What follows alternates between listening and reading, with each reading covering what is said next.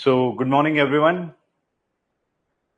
तो आज आपलं तिसरं सेशन आहे याचं लाईव्ह सेशनचं.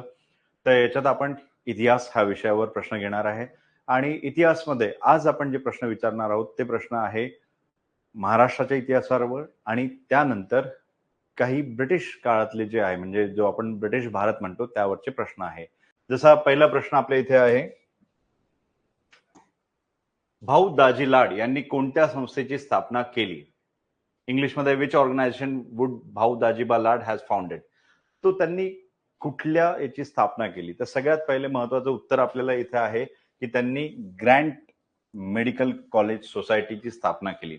भाऊ दाजी लाड हे भारतामध्ये जे पहिले काही जे नावाजलेले वैद्य होते त्यातले भाऊ दाजी लाड होते. भाऊ दाजी लाड यांचं महत्वपूर्ण जे आपण जे म्हणू शकतो की वैद्यकीय क्षेत्रात यांचं कॉन्ट्रीब्युशन आहे, स्पेशली कुष्ठरोगासंदर्भात यांचं कॉन्ट्रीब्युशन आहे. या व्यतिरिक्त भाऊ दाजी लाड जे होते ते बॉम्बे असोसिएशन जी स्थापना झाली होती 1852 साली, ज्याचे अध्यक्ष जगन्नाथ शंकर शेठ होते, त्या संस्थेमध्ये हे ऍक्टिव्हली पार्टिसिपेट म्हणजे त्यांनी केलं होतं.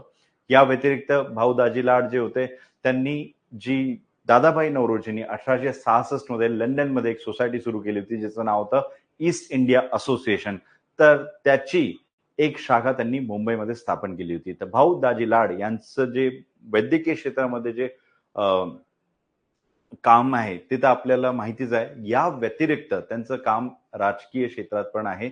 या व्यतिरिक्त जे दुसरे ऑप्शन आहे म्हणजे सार्वजनिक सभा. तर ही सार्वजनिक सभा म्हणजे आपण ज्याच्या संदर्भात म्हणजे पुणा सार्वजनिक सभा म्हणतोय.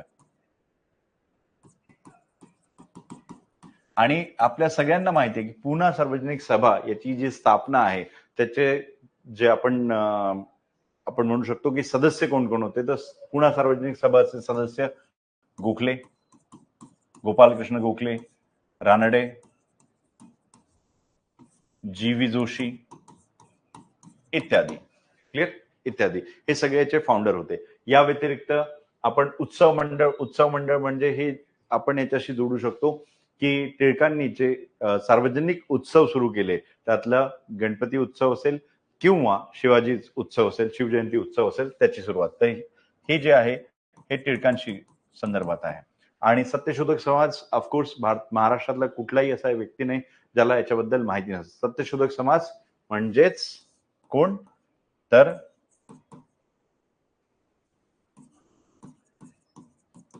महात्मा फुले. ठीक आहे.